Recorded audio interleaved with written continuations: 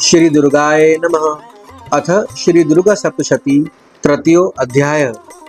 इस अध्याय में सेनापतियों सहित महिषासुर के वध के बारे में बताया गया है। जगदम्बा के श्री अंगों की कांति उदय काल के सहस्त्रों सूर्यों के समान है। वे लाल रंग की रेशमी साड़ी पहने हुए हैं। उनके गले में मुंडमाला शोभा पा रही है। दोनों स्तनों पर रक्त चंदन का लेप लगा है। वे अपने कर कमलों में जप मालिका, विद्या और अभय तथा वर नामक मुद्राएं धारण किए हुए हैं। तीनों नेत्रों से सुशोभित मुखारविंद की बड़ी शोभा हो रही है। उनके मस्तक पर चंद्रमा के साथ ही रत्नमय मुकुट बंधा है तथा वे कमल के आसन पर विराजमान हैं। ऐसी देवी को मैं भक्ति पूर्वक प्रणाम करता हूँ। ऋषि कहते हैं, दैत्यों की सेना को इस प्रकार तहस नहस होते देख महादैत्य सेनापति चक्षुर क्रोध में भरकर अंबिका देवी से युद्ध करने के लिए आगे बढ़ा। वह असुर रणभूमि में देवी के ऊपर इस प्रकार बाणों की वर्षा करने लगा जैसे बादल मेरुगिरी के शिखर पर पानी की धार बरसा रहा हो। तब देवी ने अपने बाणों से उसके बाण समूह को अनायास ही काटकर उसके घोड़ों और सारथियों को भी मार डाला। साथ ही उसके धनुष तथा अत्यंत ऊंची ध्वजा को भी तत्काल काट गिराया। धनुष कट जाने पर उसके अंगों को अपने बाणों से बींध डाला। धनुष, रथ, घोड़े और सारथी के नष्ट हो जाने पर वह असुर ढाल और तलवार लेकर देवी की ओर दौड़ा। उसने तीखी धार वाली तलवार से सिंह के मस्तक पर चोट करके देवी की भी बाईं भुजा में बड़े वेग से प्रहार किया। राजन, देवी की बाह पर पहुंचते ही वह तलवार टूट गई। फिर तो क्रोध से लाल आंखें करके उस राक्षस ने शूल हाथ में लिया और उसे उस महादैत्य ने भगवती भद्रकाली के ऊपर चलाया। वह शूल आकाश से गिरते हुए सूर्यमंडल की भांति अपनी तेज से प्रज्वलित हो उठा। उस शूल को अपनी ओर आते देख देवी ने भी शूल का प्रहार किया। उससे राक्षस के शूल के सैकड़ों टुकड़े हो गए। साथ ही महादैत्य चक्षुर की भी धज्जियां उड़ गई। वह प्राणों से हाथ धो बैठा। महिषासुर के सेनापति उस महापराक्रमी चक्षुर के मारे जाने पर देवताओं को पीड़ा देने वाला चामर हाथी पर चढ़कर आया। उसने भी देवी के ऊपर शक्ति का प्रहार किया, किंतु जगदम्बा ने उसे अपने हुंकार की आहट से ही एवं निष्प्रभ करके तत्काल पृथ्वी पर गिरा दिया। शक्ति टूट कर गिरी हुई देखकर चामर को बड़ा क्रोध हुआ। अब उसने शूल चलाया, किंतु देवी ने उसे भी अपने बाणों द्वारा काट डाला। इतने में ही देवी का सिंह उछलकर हाथी के मस्तक पर चढ़कर बैठा और उस दैत्य के साथ खूब जोर लगाकर बाहु युद्ध करने लगा। वे दोनों लड़ते लड़ते हाथी से पृथ्वी पर आ गिरे और अत्यंत क्रोध में भरकर एक दूसरे पर बड़े भयंकर प्रहार करते हुए लड़ने लगे।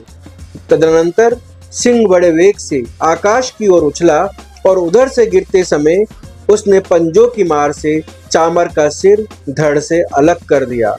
इसी प्रकार उदग्र भी शिला और वृक्ष आदि की मार खाकर रणभूमि में देवी के हाथ से मारा गया तथा कराल भी दांतों, मुक्कों और थप्पड़ों की चोट से धराशायी हो गया। क्रोध में भरी हुई देवी ने गदा की चोट से उद्धत का कचूमर निकाल डाला। भिंदीपाल से वाशकल को तथा बाणों से ताम्र और अंधक को मौत के घाट उतार दिया। तीन नेत्रों वाली परमेश्वरी ने त्रिशूल से उग्रास्य, उग्रवीर्य तथा महाहनु नामक दैत्यों को मार डाला। तलवार की चोट से विडाल के मस्तक को धड़ से काट गिराया। दुर्धर और दुर्मुख इन दोनों को भी अपने बाणों से यमलोक भेज दिया।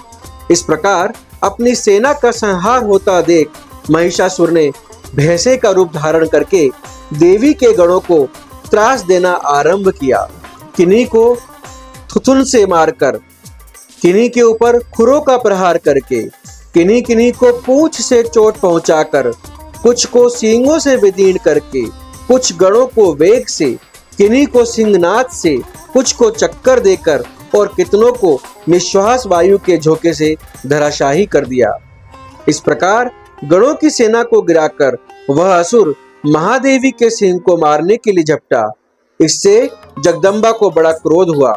उधर महापराक्रमी महिषासुर भी क्रोध में भरकर धरती को खुरों से खोदने लगा तथा अपने सींगों से ऊंचे ऊंचे पर्वतों को उठाकर फेंकने और गरजने लगा। उसके वेग से चक्कर देने के कारण पृथ्वी शुद्ध होकर फटने लगी। उसकी पूंछ से टकराकर समुद्र सब ओर से धरती को डुबोने लगा। हिलते हुए सींगों के आघात से विदीर्ण होकर बादलों के टुकड़े टुकड़े हो गए। उसके श्वास की प्रचंड वायु के वेग से उड़े हुए सैकड़ों पर्वत आकाश से गिरने लगे। इस प्रकार क्रोध में भरे हुए उस महादैत्य को अपनी ओर आते देख चंडिका ने उसका वध करने के लिए महान क्रोध किया। उन्होंने पाश फेंककर उस महान असुर को बांध डाला। उस महासंग्राम में बंध जाने पर उसने भैंसे का रूप त्याग दिया और तत्काल सिंह के रूप में वह प्रकट हो गया। उस अवस्था में जगदम्बा जो ही उसका मस्तक काटने के लिए उद्यत हुई, त्यों ही वह खड्गधारी पुरुष के रूप में दिखाई देने लगा। तब देवी ने तुरंत ही बाणों की वर्षा करके ढाल और तलवार के साथ उस पुरुष को भी बींध डाला। इतने में ही वह महान गजराज के रूप में परिणित हो गया तथा अपनी सूंड से देवी के विशाल सिंह को खींचने और गरजने लगा। खींचते समय देवी ने तलवार से उसकी सूंड काट डाली। तब उस महादैत्य ने पुनः भैंसे का शरीर धारण कर लिया और पहले के ही भांति चराचर प्राणियों सहित तीनों लोकों को व्याकुल करने लगा। तब क्रोध में भरी हुई जगन माता चंडिका बारंबार उत्तम मधु का पान करने और लाल आंखें करके हंसने लगी। उधर वह बल और पराक्रम के मद से उन्मत्त हुआ राक्षस गरजने लगा और अपने सींगों से चंडी के ऊपर पर्वतों को फेंकने लगा।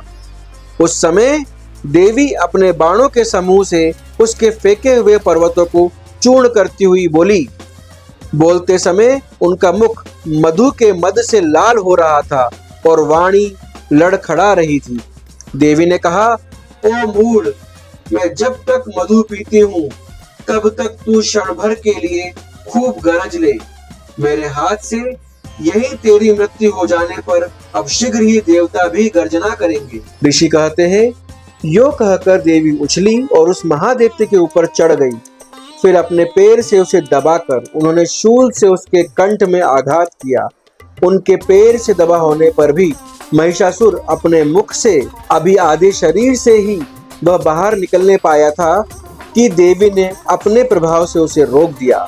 आधा निकला होने पर भी वह महादैत्य देवी से युद्ध करने लगा। तब देवी ने बहुत बड़ी तलवार से उसका मस्तक काट गिराया। फिर तो हाहाकार करती हुई दैत्यों की सारी सेना भाग गई तथा संपूर्ण देवता अत्यंत प्रसन्न हो गए। देवताओं ने दिव्य महर्षियों के साथ दुर्गा देवी का स्तवन किया। गंधर्वराज गाने लगे तथा अप्सराएं नृत्य करने लगी।